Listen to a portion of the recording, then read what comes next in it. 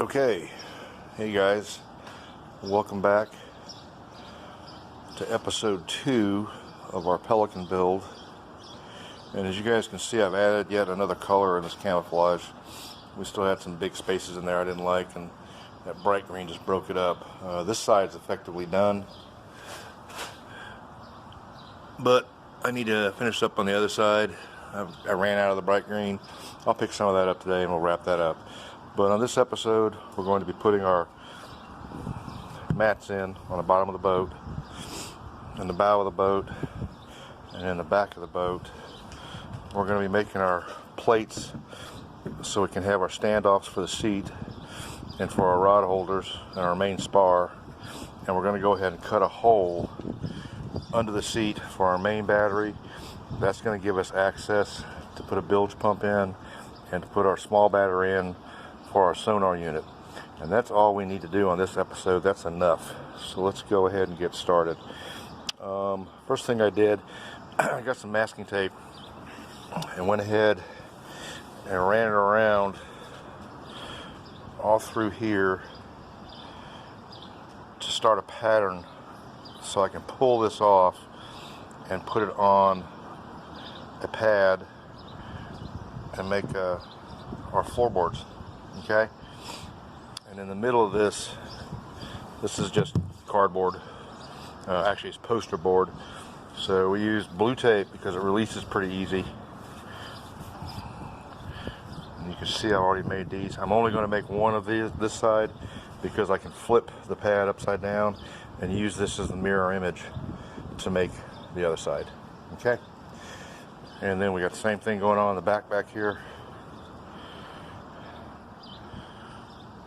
It's an easy process for you guys to take. Alright, so we'll go ahead and get our vinyl padding, and what we're going to use is a kitchen mat for in front of your sink. It's real lightweight foam padding. It's about 3/8 or ½ inch thick, so it's going to help silence things and just make things more comfortable in the boat. And like we did on our 10SS, instead of building a hatch up here, this has got a little bit of a dome shape to it. So instead of building a hatch up here, we're just going to cut an access hole that we need so we can do our electrical work inside there. And then this pad will actually be our lid. We did the same thing on our 10SS if you guys saw that video. Okay?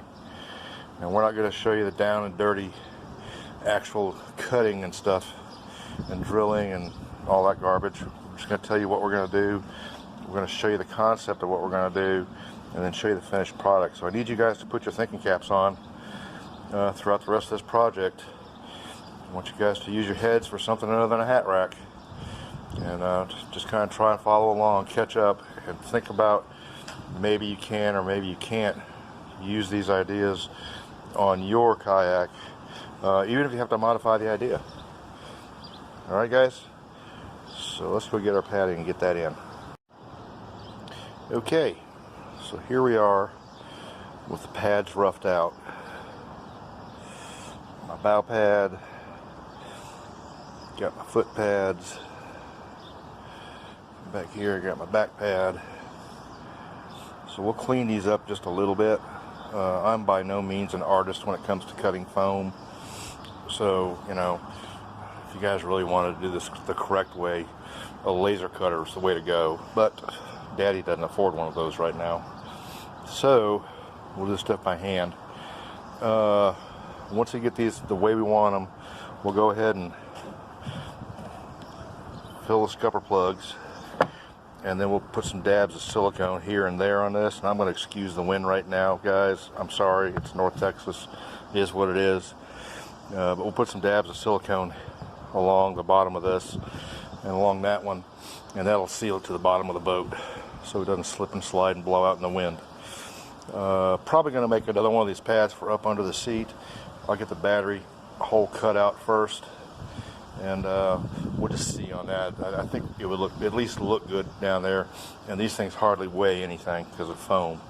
So moving on, next step. Okay, we just can't get away from the wind around here. But this is how we're marking our battery.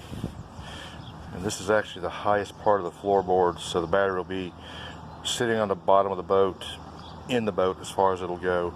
And what I did, I'll make it tight front to back, and then this relief right here is actually for that little lip right there. So we're just going to use a jigsaw and cut that out. You guys can use a really sharp knife to do this with. It's time consuming and you chance slipping and chopping a finger off or something worse. So I just use a jigsaw, and we'll get that done and move back. Okay, got the battery in the hole. That's sitting on the bottom of the hull, so that tells you how low this seat is in the boat. Okay, this thing's got a keel that runs front to back on the boat, and it's as wide as this right here. So I've got ample room inside there to put my bilge pump back in this area and my battery for my sonar unit up here. Sorry for the wind again, guys. I'm going to move this whole operation inside. It's starting to drizzle, and I just looked at the radar and I've got some pretty bad weather moving in. So that might be it for this episode. We'll go ahead and do the rear seat tomorrow when this weather clears out of here and I can push my stuff back outside and have room to work. But that's it, guys. Thanks for watching. Have a good one.